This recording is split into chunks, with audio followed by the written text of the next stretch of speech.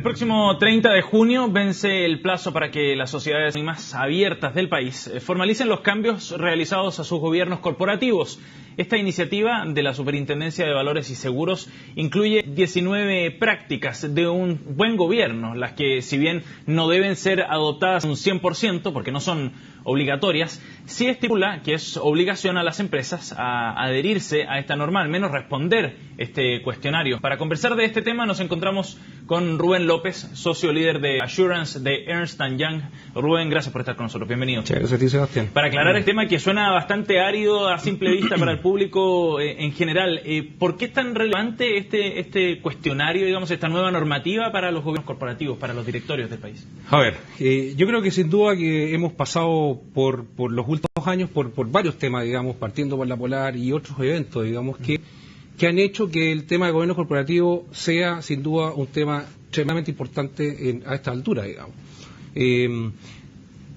Tenemos un tema de confianza. El 17% del mercado cree, de los encuestados, de acuerdo a la encuesta CEP, claro, tiene confianza en las empresas privadas, el 17%. Por lo tanto, nos falta confianza en el mercado, entregar más información. Creo que esta norma efectivamente lo que está haciendo es entregando más información al inversionista para que esté más informado al momento de tomar su decisión, digamos. En el fondo, esto surge a raíz del caso La Polar como una mala experiencia en términos del funcionamiento de los directorios, ¿no? Yo diría que efectivamente un tema de La Polar más otras cosas, digamos. Ajá. Si uno empieza a ver variables como medioambientales que antes no estaban en un directorio, pero han pasado casos y los conocemos, sí, variables, ¿no es cierto?, como actualmente lo que está pasando con los consumidores, el contexto en nuestro país está cambiando y, en definitiva, el funcionamiento de los directorios debiera también variar acorde. Claro. ¿La SBS hace un mal diagnóstico necesariamente de cómo estaban funcionando los directorios hasta ahora y por eso adopta este cambio normativo o no necesariamente? Yo te diría que esto es para ver en qué estatus nos encontramos actualmente, digamos. De hecho, cuando uno empieza a revisar esto, nosotros hemos asesorado a algunas compañías, uno que efectivamente había muchas prácticas que se estaban aplicando pero no estaban formalizadas, digamos. Y lo que está todo esto es formalizar cómo funciona mi gobierno corporativo. Nosotros creemos que, de acuerdo a los estudios que hemos hecho, el 70 a 80% de las preguntas van a ser contestadas como un sí. Ajá. Hay algunas que son complicadas.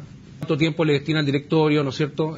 Son 19 preguntas en total, son 19 ¿no? en total prácticas. Pueden haber más. De hecho, hay una quinta área donde cualquier compañía pudiera agregar otras prácticas al gobierno corporativo que considera que son apropiadas. Ajá. Ahora, este cuestionario lo que va a hacer es obligar a los directorios a que apliquen determinadas prácticas o más bien se apela a la decisión y a la voluntad, digamos, de cada uno de los directorios para escoger el mejor camino. ¿Hay cierta autonomía ahí para los directorios para que lo regulen de la manera que estimen conveniente? Exacto, Sebastián. Hay autonomía. De hecho, hay preguntas hay prácticas que tú pudieras perfectamente no tenerla implementada porque tienes otra práctica que suple esa política.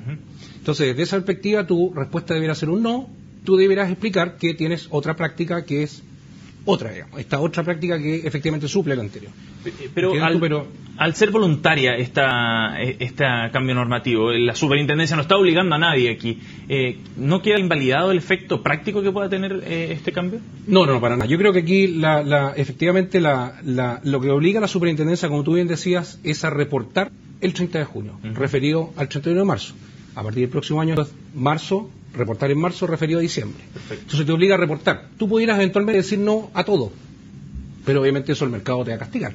Entonces, en definitiva, aquí hay dos actores que van a estar mirando esto. Por un lado, el regulador, que va a tomar este cuestionario, ¿no es cierto?, en la medida que pase algo en la compañía, y por lo tanto, por eso que es más importante que sí o no es la explicación que le doy, porque puede ser un agravante o un atenuante al momento de que pase algo en la compañía.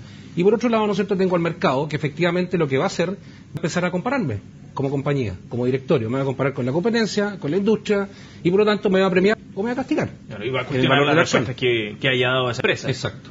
Y va a empezar a ver, bueno, ¿por qué tal compañía dijo que sí a todo o a la mayoría? Esta competencia dijo que sí y tú dijiste que no, como directorio en la compañía que yo invertí. Entonces, oye, eres un director que yo nombré, por lo tanto no estás haciendo bien la pega. Entonces, claro, esa es un poco la...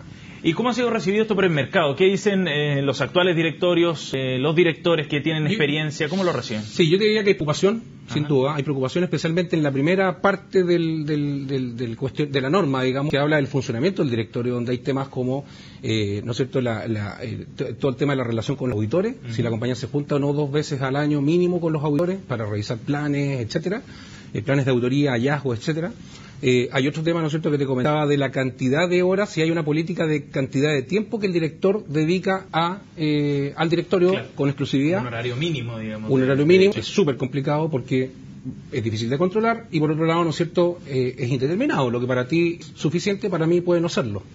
Hay un tema también, ¿no es cierto?, de si el funcionamiento del directorio es analizado por lo menos una vez al año por alguien independiente que pueda entregar mejoras a ese funcionamiento. Va a ser una evaluación externa. Entonces yo diría que hay temas complicados principalmente en la primera parte, digamos, en la parte del funcionamiento del directorio. Las actas es otro tema también, súper relevante. Lo que el director no dice y no queda en el acta, obviamente, frente al regulador, eso no se hizo nada, digamos, claro, no existe, ¿te fijas? Sí. Ahora, hay algunos que creen que esto es como un poco infantil, decían algunos directores, decían que está como una suerte de reglas de kinder. ¿Usted lo ve de esa manera, como que se está tratando como niños o...? Para nada, en absoluto. Yo creo que efectivamente, yo creo que esto es un aporte para el mercado, es un aporte para las compañías.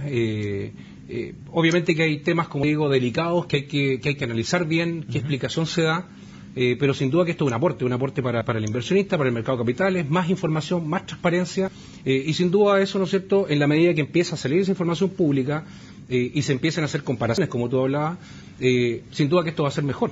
El inversionista va a tener más información para poder invertir o desinvertir en la compañía, y creo que eso es de un mercado absolutamente actualizado y desarrollado, digamos. Ahora, si nos ponemos en comparación a lo que sucede afuera, digamos, a los estándares internacionales que se manejan, ¿nos sitúa en un mejor nivel? Absolutamente. Sin duda que esto también fue visto, ¿no es cierto?, en otros mercados desarrollados, como el mercado, ¿no es cierto?, inglés, donde efectivamente existe, o el mercado americano, donde efectivamente hay más información de cómo el directorio como ente, ¿no es cierto?, funciona en pos de, ¿no es cierto?, darle mayor valor a la compañía, manteniendo, ¿no es cierto?, los intereses alineados, los intereses de los accionistas con los intereses de otros grupos de interés, digamos. Va a ser interesante ver las respuestas, definitivamente. El 30 de junio vamos a tener ahí una buena tarea de ver qué es lo que dicen las empresas a nivel nacional. Esta nueva normativa. Rubén, le agradecemos su presencia aquí en CNN Chile, muy amable. Muchas gracias a ti, Sebastián. Gracias.